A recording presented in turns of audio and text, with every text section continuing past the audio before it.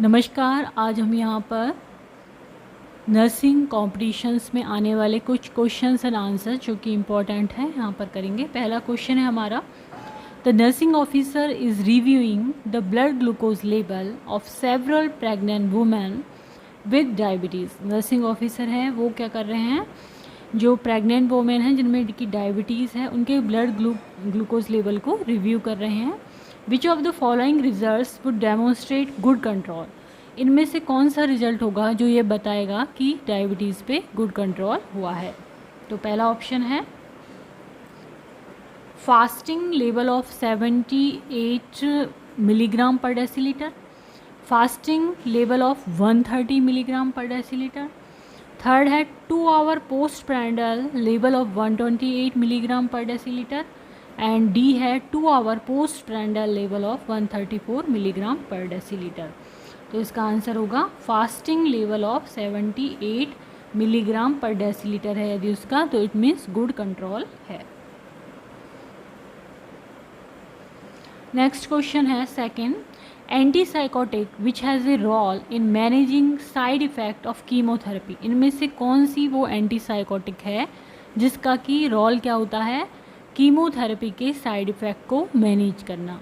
तो पहला ऑप्शन है रिस्पेरिडोन, दूसरा हेलोपेरिडोल, थर्ड है प्रोक्लोरप्रोजिन एंड डी है एरिपिपेराजोल। तो इनमें से कौन सी होगी, तो आंसर होगा प्रोक्लोरप्रोजिन, ये होगी। इसका क्या काम क्या है, it is indicated for severe vomiting and nausea associated with surgery and chemotherapy. Chemotherapy के जो साइड इफ़ेक्ट होते हैं नोजिया एंड वॉमिटिंग, उसको ये कंट्रोल करती है। देन हमारा नेक्स्ट क्वेश्चन है, when providing care for a 42 year old pregnant woman the nursing officer must be alert for sign of which of the following.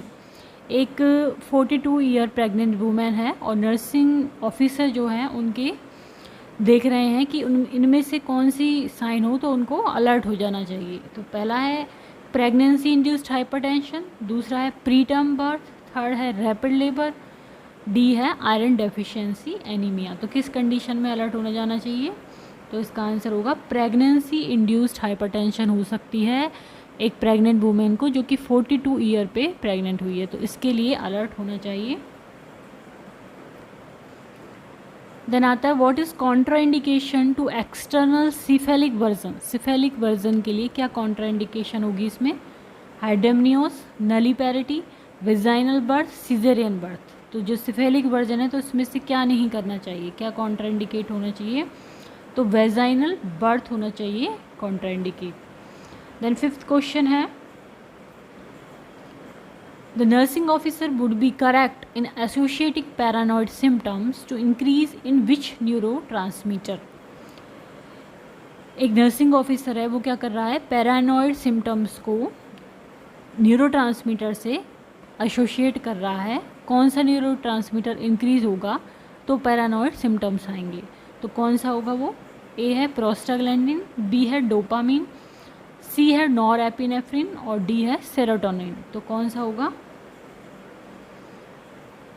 Answer होगा dopamine. Delusional और paranoid symptoms are associated with increase dopamine activity. जब dopamine activity बढ़ जाती है तो उससे संबंधित होते हैं डिल्यूजन और पैरानॉइड सिम्टम, जबकि norepinephrine is associated with positive schizophrenic symptom. यदि पॉजिटिव स्किज़ोफ्रेनिक सिम्टम आ रहे हैं तो वो संबंधित होते हैं नॉरएपिनेफ्रिन से।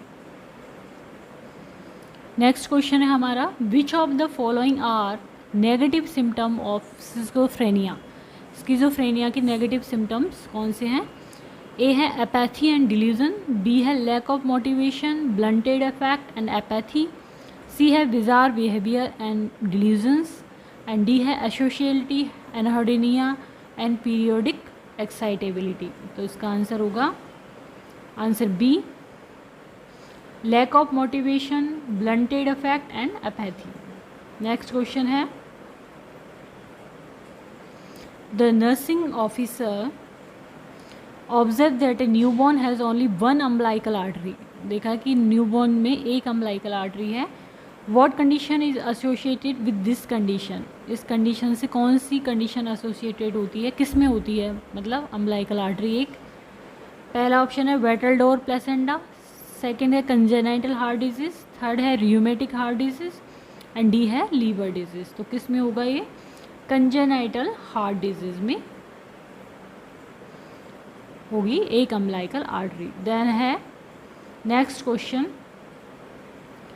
बेलामेंटस insertion of the cord would happen most likely in women who has, जो बेलामेंटस इंसर्शन होता है कोड का वो किस वुमेन में ज़्यादा होता है, तो जिसमें मल्टीपल जेस्टेशन हो, हाइपरटेंशन हो, जेस्टेशनल डायबिटीज़ हो और प्लेसेंटा प्रीविया हो।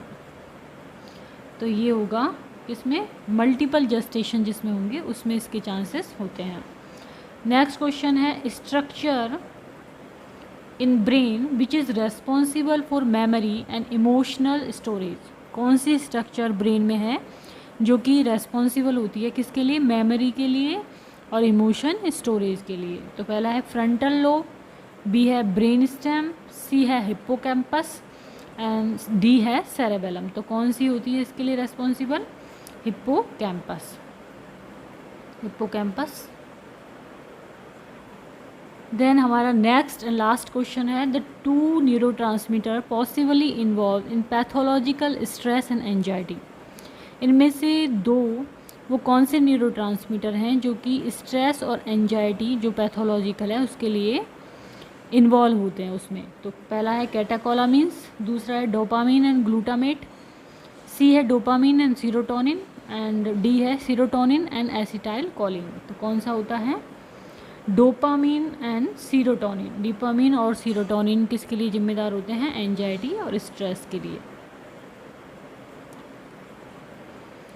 तो आज हमने यहाँ पर 10 क्वेश्चन करे नर्सिंग कॉम्पिटिशन्स में जो कि आते हैं और इम्पोर्टेंट हैं।